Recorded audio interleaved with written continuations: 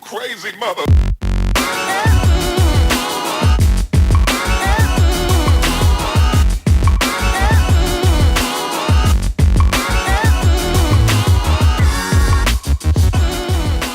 Welcome to Writuals, a series within the Poetry Defined web series, where we'll be using some of our previous episodes to create writing prompts, mention great resources for poetry, and discuss some healthy routines for creative authors of all levels.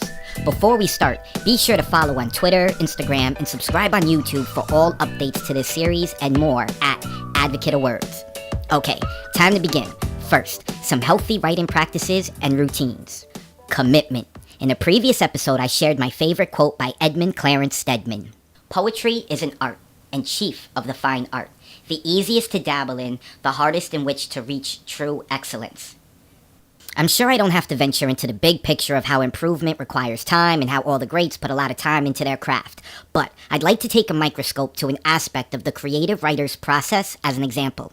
We live in a world drenched in inspiration. Sometimes what truly gets in our way of writing is a buildup of excuses not to write on a particular subject. We'll save it for tomorrow, or it's too mundane and I need to be deep, or how can I write a love poem in this social climate of turmoil? Stop. Seriously, just stop yourself right there, my friend. You are not one-dimensional, nor are you made of cold metal, so why attempt to curb your writing as such? Pick a subject or experience and commit to writing it. Which leads us into a routine.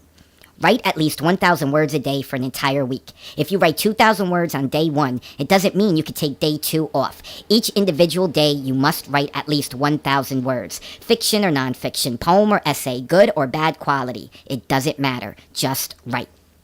Next, I'd like to share a website I'm becoming more and more fond of. poemhunter.com, who, by the way, is not sponsoring this video, nor am I in association with them. Though, kindly let them know I'm shouting them out and would love to collaborate.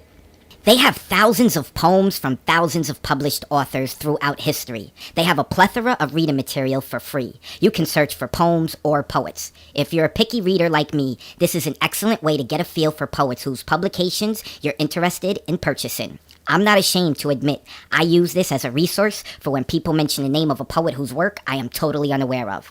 poemhunter.com. Save it in your browser and thank me in the comments section later. Time to get to work. We've prepared 2 prompts for you. Number 1, write a 12-line pentameter with a monorhyme. Remember, a pentameter has 5 feet.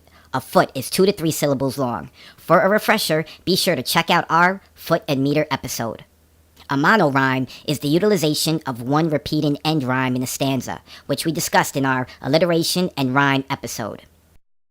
Again, prompt number 1 is to write a 12-line pentameter with a monorhyme. Number 2, write a prose poem. Yes, it exists, and we talked about it and shared some examples in our Poem vs. Prose episode. We mentioned a prose poem by a guy named Gary Young, titled, I Discovered a Journal. Use that title as your premise. Not the theme of Gary's poem, just the title. When you've completed one or both of these prompts, be sure to share it in our comments section or tag Advocate of Wordz on Twitter or Instagram so we can see it. And we're going to share our top 4 favorites from your submissions on the next Writuals episode. Okay, quick review. We discussed the importance of commitment and choosing a week to write at least 1,000 words each day. We shared poemhunter.com as a fantastic resource for reading material, and we gave you writing prompts, which we're hoping you not only complete, but share with us so we can discuss it in a future Writuals episode. I hope this has been super helpful, and if it has, be sure to share this with those you're connected to. Working out these prompts with some friends can be super helpful in your personal growth. Next episode, we're back to defining, as we get into the epigram and limerick. It gets naughty. As always, we appreciate your time, and thank you for watching Poetry Defined.